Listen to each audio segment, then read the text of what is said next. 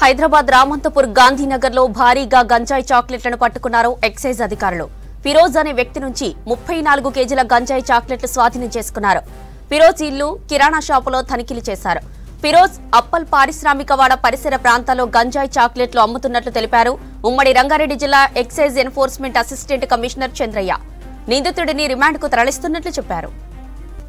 హైదరాబాద్ రామంతపూర్ గాంధీనగర్ లో భారీగా గంజాయి చాక్లెట్లను పట్టుకున్నారు ఎక్సైజ్ అధికారులు. ఫిరోజ్ అనే వ్యక్తి నుంచి 34 కేజీల గంజాయి చాక్లెట్లు స్వాధీనం చేసుకున్నారు. ఫిరోజ్ ఇల్లు, కిరాణా షాపులో తనిఖీలు చేశారు. ఫిరోజ్ ఉప్పల్ పారిశ్రామికవాడ పరిసర ప్రాంతాల్లో గంజాయి చాక్లెట్లు అమ్ముతున్నట్లు తెలిపారు. ఉమ్మడి రంగారెడ్డి జిల్లా excise enforcement assistant commissioner Chandraiah నిందితుడిని రిమాండ్కు తరలిస్తున్నట్లు చెప్పారు. ఈ నెల 22వ తారీఖు నుంచి 31 వరకు రాష్ట్ర వ్యాప్తంగా మాదక ద్రవ్యాల నియంత్రణ మీద స్పెషల్ డ్రైవ్ తీసుకోవడం జరిగింది. అందులో భాగంగానే రంగారెడ్డి జిల్లా ఎన్ఫోర్స్మెంట్ అధికారులు మరియు ఉప్పల్ ఎక్సైజ్ అధికారులు కలిసి ఈ ప్రాంతాల్లో ఇండస్ట్రియల్ ఏరియాలో నిఘా పెట్టగా అక్కడ కొంతమంది చాక్లెట్లని అమ్ముతున్నారు. ఆ చాక్లెట్లు గంజాయిని కలిగి ఉన్నాయనేది మాకు సమాచారం దొరికింది. ఇటువంటి గంజాయి చాక్లెట్ ఇంత ముందు కూడా శంషాబాద్, కొత్తూరు, కుత్బుల్లాపూర్ లాంటి ప్రాంతాల్లో లభించడం జరిగింది. కాబట్టి మేము వాటి మీద నిఘా పెట్టి చూడగా ఇండస్ట్రియల్ ఏరియాలోని ఒక ప్రాంతంలో పాన్ డబ్బా లోపల చిన్న కిరాణా షాప్లో ఉంది. అక్కడ కొందరు వ్యక్తులు కొనుక్కొని వస్తున్నారు.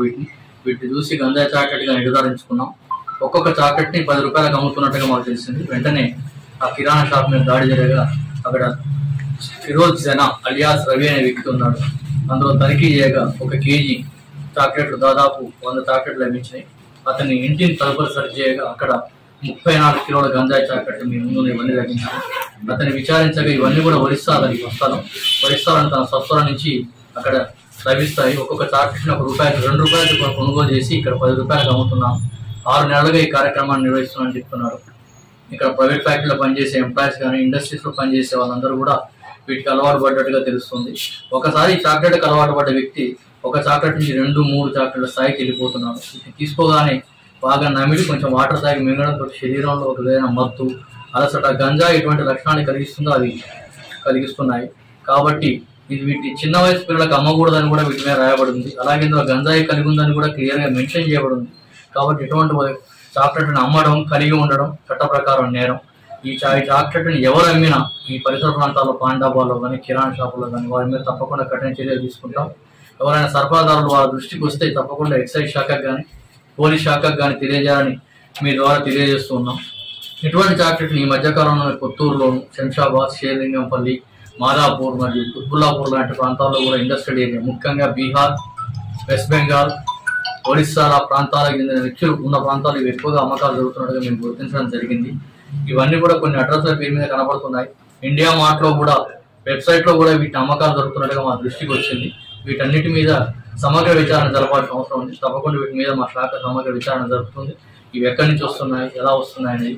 ఇవి వేరు బ్రాండ్స్ పేరు మీద ఉన్నాయి. ఒక చార్మినార్ బ్రాండ్గా ఇక్కడ మనకు దొరికింది, కానీ ఇంతకుముందు దొరికినాయి అన్ని కూడా మాకు మస్తీ అని రకరకాల పేర్ల మీద ఇవి లభించడం జరిగింది.